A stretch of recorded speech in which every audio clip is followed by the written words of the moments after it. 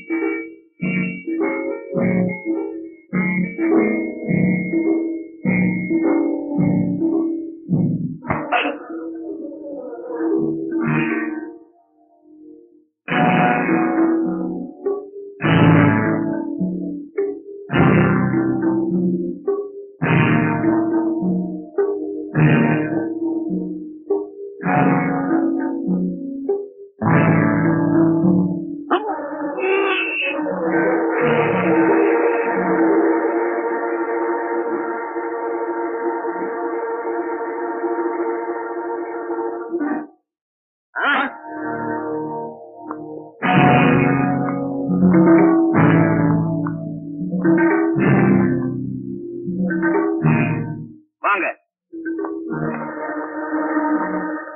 ஏதோ camera mistake. குழந்தை இருக்குப்பா.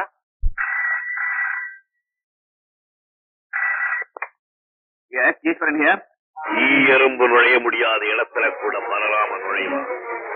நான் உனக்கு சந்தேகமாயிருந்தா உன் குழந்தை இருந்த இடத்தை போய்ப்பார்.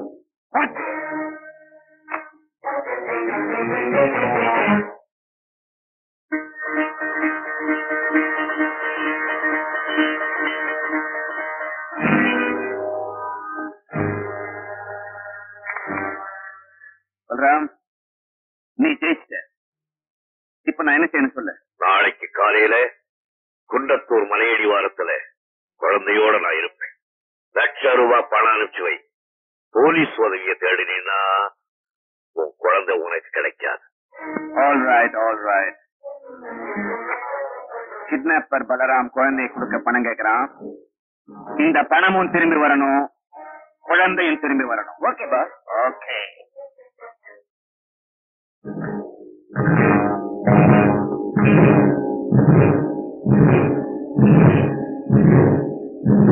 இதோ பணம், குழந்தைங்க.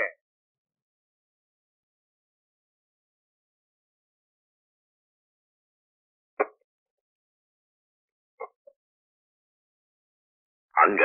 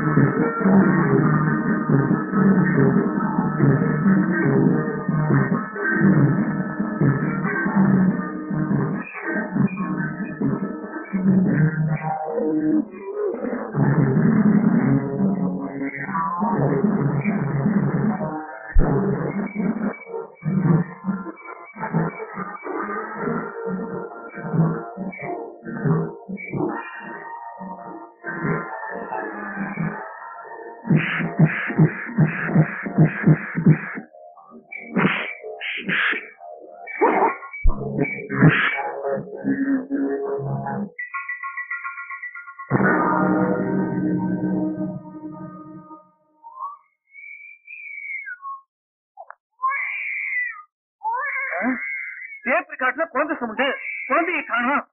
நம்மளை ஏமாத்திட்டாண்டா. யூஸ்லெஸ் பிளாக்அவுட். பணத்தை இழந்துட்டு குழந்தையை பறி கொடுத்து நினைக்கிறீங்களே, வெக்கமல்ல?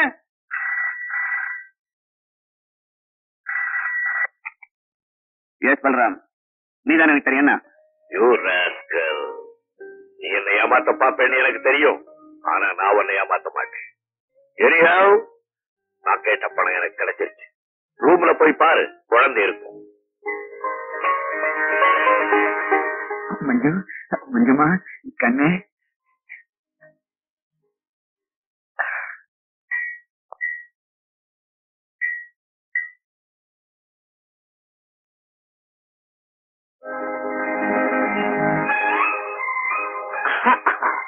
ஒரு புது வண்டி. இந்த வண்டி எப்படியாவது கடத்திட்டு வரேன்.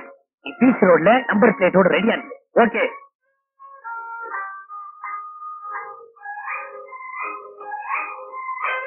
என்ன குண்டு பிள்ளை, சௌக்கியமா இருக்கீங்களா? நல்லா இருக்கிறேன். வீட்டுல எல்லாம் நல்லா இருக்காங்கல்ல? நல்லா இருக்கிறாங்க. தொழில் எல்லாம் எப்படி நடக்குது? ஏதோ நல்லபடியா நடந்துகிட்டு இருக்குது.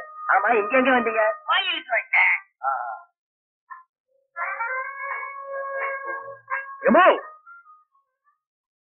ஒரு விஷயம் சொல்லலாமா? சொல்லுங்க. அப்பா நினைச்சுக்க மாட்டீங்களா? இல்ல. அந்த வண்டியை கிராஸ் பண்ணிட்டு வரும்போது அந்த தொப்பி போட்ட டிரைவர் உங்களை பத்தி என்னன்னு நான் சொன்னா தெரியுமா? என்ன சொன்னா? அதாவது அரை பிளேட் பிரியாணியும் 6 முளை பூவும் கொடுத்தா நீங்க பின்னாடியே வந்துருவீங்களா? ஐயோ ராஸ்கல், அப்படியே சொன்னா? ஆமாங்கய்யா, ரத்தம் கொதிக்குது. உங்களை போய் 50 ரூபாய் கிராக்கிங்கிறானே. இத கொஞ்சம் பிடிங்க. என்ன பண்றேன் பாரு. இந்தாயா, என்னை பார்த்து 50 ரூபாய் கிராக்கி. நான் என்ன தப்பு பண்ணேன்?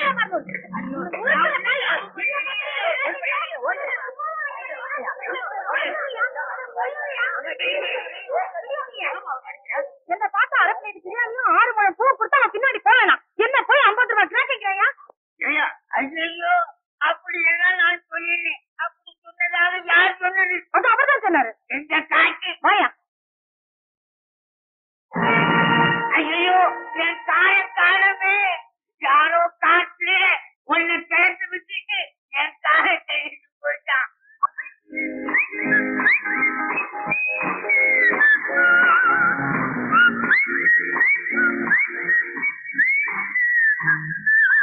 வாங்க வாங்க, உட்காருங்க. அம்மா இப்ப வந்துருவாங்க. வணக்கம் வணக்கம். நம்ம ஆடிட்டர் இன்னைக்கு இன்கம் டாக்ஸ் சப்மிட் பண்ணலாம் சொல்லிட்டு போலான்னு வந்திருக்காரு. இவர் மிஸ்டர் ராயன், நம்ம பாம்பே ஏஜென்ட். நம்ம ஃபேக்டரி சரக்குக்கு நல்ல டிமாண்ட். விலை ஏற்றி கூட விற்பனை குறையல. உபரியா கிடைச்ச லாபத்துல இருந்து ஒரு பகுதியை உங்களுக்கு கொடுக்க சொன்னாரு எவனும்.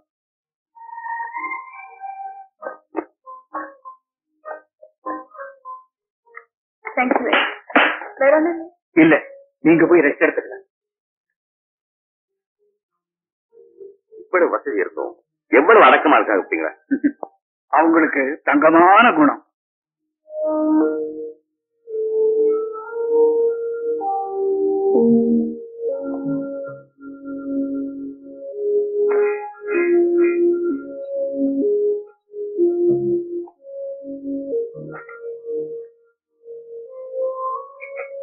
அதையும் உள்ள வச்சு போட்டுறேன். சொந்தக்காரங்க கிட்ட அதை பத்திரமா சேர்க்கணுமே, அதுக்காக. சொந்தக்காரங்க என்ன இங்க என்ன நடக்குதுன்னு அமெரிக்காவில இருந்து மை போட்டு பாக்குறாங்களா? என்ன நம்பி இந்த சொத்துக்களை ஒப்படைச்சிருக்காரு ராதாவோட அண்ணன். ராதா அமெரிக்கால இருந்து வர வரைக்கும் ஒவ்வொரு பைசாவையும் பாதுகாக்க வேண்டியதுதான் என்னோட வேலை. நான் அவளுக்கு துரோகம் செய்ய மாட்டேன். அந்த பார்த்த நீ தரமாட்ட? நிச்சயமா. உங்ககிட்ட எப்படி வாங்குறது எனக்கு தெரியும்.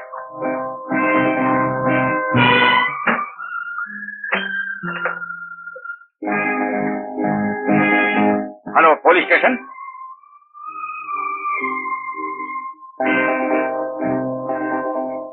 இந்த ஆயுதத்தை வச்சு இன்னும் எத்தனை நாள் தான் எனக்கு சித்திரவதை பண்ண போறேன்? எனக்கு தேவையான பணத்தை நான் சேர்க்கிற வரைக்கும் கொண்டா போ.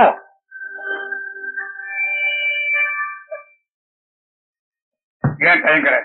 எடி சீக்கிரம்.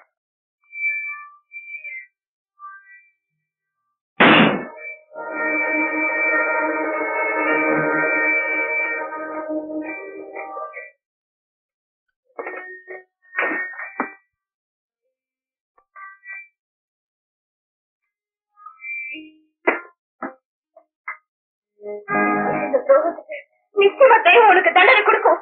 அப்படி எனக்கு தெய்வம் தண்டனை கொடுக்கும்னா அதுக்கு முன்னாடி நீ ஜெயில இருப்ப, ஏற்கனவே செய்த கொலை குற்றத்துக்காக.